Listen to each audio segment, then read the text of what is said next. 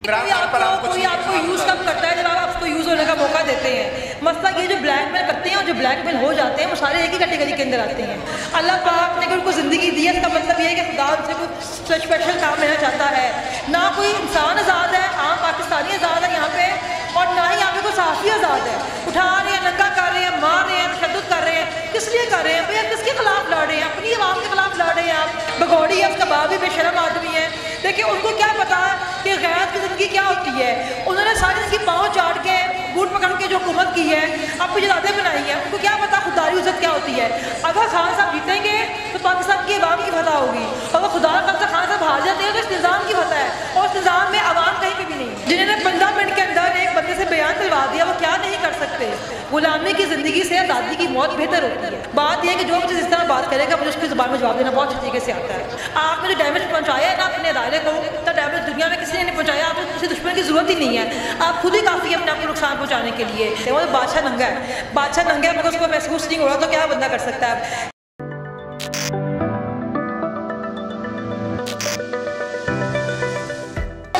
जी अस्सलाम वालेकुम। वालेकुम अस्सलाम। कैसे हैं आप? मैं ठीक हूँ।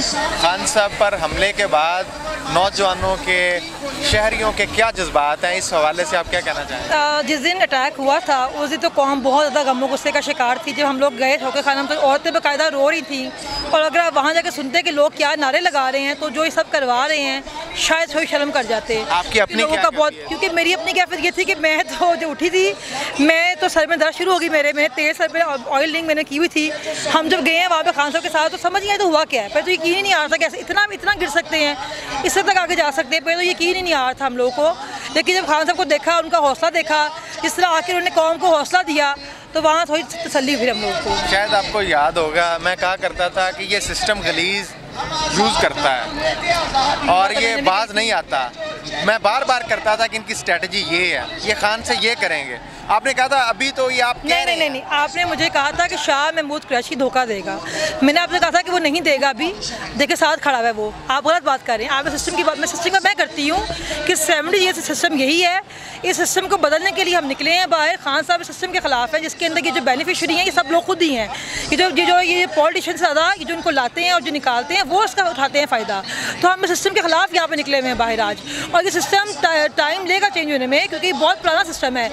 70 ईयर्स में इनकी जड़ें बहुत फैल गई हुई हैं अंदर, तो उसकी थोड़ी सी कौम को कुर्बानी देनी पड़ेगी। लेकिन यह है कि इंशाअल्लाह अल्लाह पाक ने ज़िंदगी दी है खान साहब को, तो वो उससे काम लेंगे सिस्टम चेंज करवाने का। क्या आप नहीं समझती कि खान साहब के साथ कुछ लोग ऐसे जुड़े हुए हैं, बल्कि शामिल करवाया गया फैसल वाडा जैसे, ये सिस्टम की कारस्तानियाँ हैं? देखें हर अलीम खान की तरह, देखिए मेरी बात सुनिए, देखें मौजूद नहीं, हर जगह पे ना अच्छे बुरे लोग होते हैं। हम गम गुस्सा अदारे की तरह क्लेम नहीं करते कि हर बंदा फरिश्ता होता है। मैं कहूँगी अच्छे बुरे लोग जो हैं वो हर जगह पे, हर अदारे में, हर ज़िंदगी, हर बंदे की ज़िंदगी में हो सकते हैं। हमारी फैमिली में अच्छे बुरे लोग होते हैं, हमारी अपने घरों के अंदर अच्छे बुरे लोग होते हैं।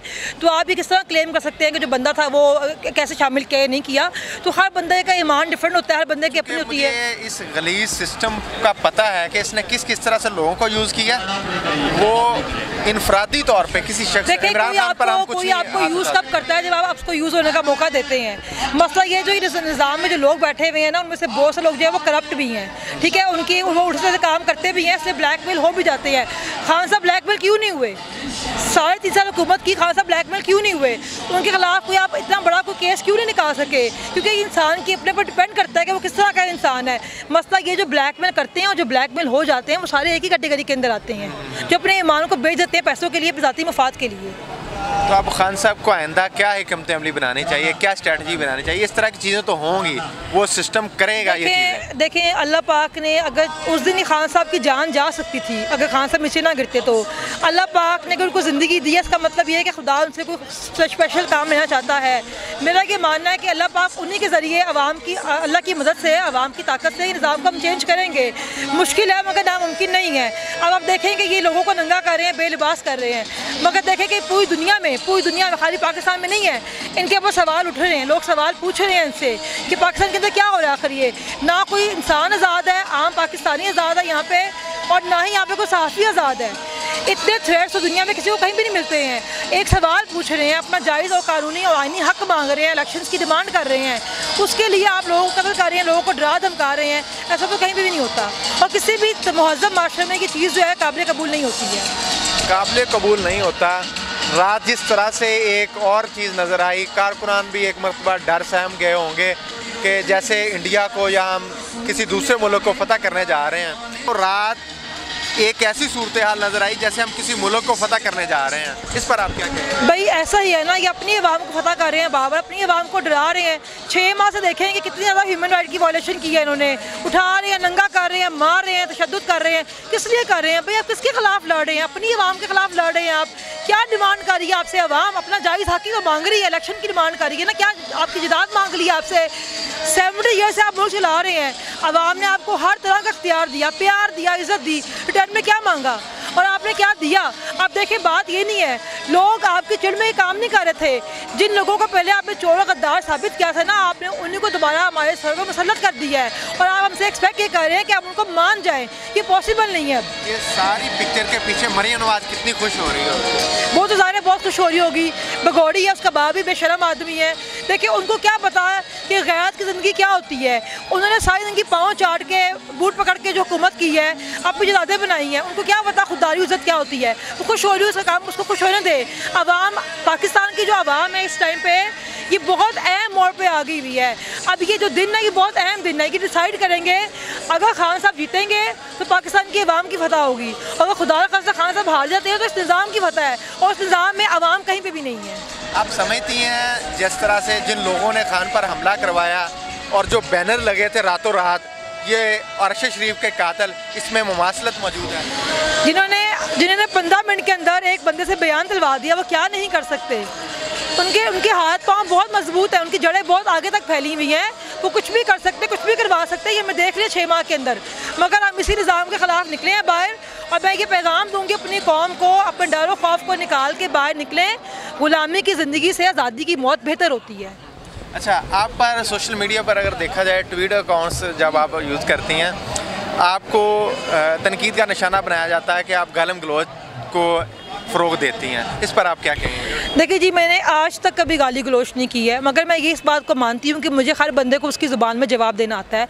मैंने कभी ये दावा नहीं किया कि मैं फ़रिश्ता हूँ या मैं अखलाकियात का लेक्चर देना जाती हूँ। बात ये कि कभी आप देखें मेरी पोस्ट के नीचे आके कभी इनके आप पढ़ें कमेंट्स, जो नून लीग वाले कमेंट्स करते हैं, इतने घटिया कमेंट्स करते हैं कि पढ़े भी नहीं जाते हैं। हम तो इस तरह के कमेंट्स नहीं करते हैं। बात यह है कि जो भी चीज़ इस तरह बात करेगा मुझे उसकी ज़ुबान में जवाब देना बहुत अच्छी तरीके से आता है। क्या लास्ट पे क्या मैसेज देना चाहेंगी इन सारे इस तरह के हथकंडे यूज़ करने वालों को और अपनी कौम के नौजवान? देखिए आप बहुत एक्सपोज हो गए हुए हैं, मज़ीद खुद को अब शर्मिंदा ना करें। 70 साल कौम ने जो आप पे ट्रस्ट किया, आप पे एतबार किया, आपसे मोहब्बत की, कम से कम उसका थोड़ा सा लाज रखने, शर्म या कर जाएं। आपने जो डैमेज पहुंचाया है ना अपने अदारे को, इतना डैमेज दुनिया में किसी ने नहीं पहुंचाया। आपको किसी दुश्मन की ज़रूरत ही नहीं है, आप खुद ही काफ़ी है अपने आप को नुकसान पहुँचाने के लिए।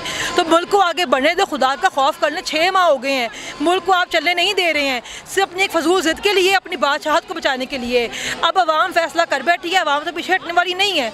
ये निज़ाम तो चेंज होगा और आपको अपने आईनी और कानूनी हदूद में जाना ही पड़ेगा। अच्छा, इस सिचुएशन में साद हसैन रिजवी साहब ने एक बयान दिया, वो देखा जाए तो उसकी गहराई में जाएं तो वो इमरान खान की सपोर्ट में है कि अब बताओ ये किसने फायरिंग कराई, निकालो, पता चलना चाहिए। बात ये है कि 70 ईयर्स से जो निज़ाम चला रहे हैं ना, 6 माह में वो इतनी बार एक्सपोज हो गए हुए हैं। अगर उनको खुद शर्म नहीं आ रही तो बंदा क्या कर सकते हैं? वो तो बादशाह नंगा है, बादशाह नंगा है, मगर उसको महसूस नहीं हो रहा तो क्या बंदा कर सकता है? अब सब जानते हैं कौन करवा रहा है, सबको पता है कौन करवा रहा है। मसला ये है कि नाम लेने वाले को भी पकड़ लेते हैं और जब बेचारा बोलता है तो उसको मरवा देते हैं या उसको उठा लेते हैं। पाकिस्तान में क्योंकि कानून आइन है नहीं ना, और वो जो हमारे चीफ जस्टिस साहब हैं जो आधी रातों को उनको बहुत शौक है अदालतें खोलने का, अब वो 3 दिन हो गए वो सोए हुए हैं, वो बेहोश हुए हुए हैं। पूरी कौम उनको बुला रही है मगर उनको वो जो है सत्तू भी के सो रहे हैं, उनको कोई होश नहीं है। ये आखिरी सवाल, अल्लाह खान साहब को लंबी उम्र दे, लेकिन स्ट्रेटजी मेरी जो रिसर्च कहती है, मैं बार बार ये अल्फाज दोहरा रहा हूँ, पहले मैं दोहराए हैं, स्ट्रेटजी ये है कि खान साहब को फील ना होने दिया जाए कि ये हमने काम किया, लेकिन पता चले कि तभी मौत है अस्पताल में या बाकी जगहों पर। इस तरह की स्ट्रेटजी अल्लाह रखे, जहाँ जिसको ज़िंदगी अल्लाह ने रखी है उसको कोई नहीं मार सकता। प्लानिंग तो परसों भी इनको मारने की थी ना, लेकिन अल्लाह ज़िंदगी रखी है। मेरा ये मानना है कि जो रात आपकी कब्र के अंदर वो कब्र के बाहर नहीं हो सकती है। अगर मेरी मौत यहाँ पे लिखी हुई है तो मुझे खड़े खड़े भी मौत आ सकती है। तो डरने के बजाय मौत से अपने हक़ के लिए कम अज़ कम आवाज़ उठानी चाहिए ताकि आपको अल्लाह के सामने की शर्मिंदगी ना हो। ये भी जहाद ही है ना कि आपने जुल्म के खिलाफ आवाज़ उठाई है, तो जहाद तो करना चाहिए बंदे को। तो बाकी जो ज़िंदगी मौत है वो तो अल्लाह के हाथ में, उसको कोई रोक सकता है, जब पानी तो आ ही जानी है। चलें, बहुत शुक्रिया।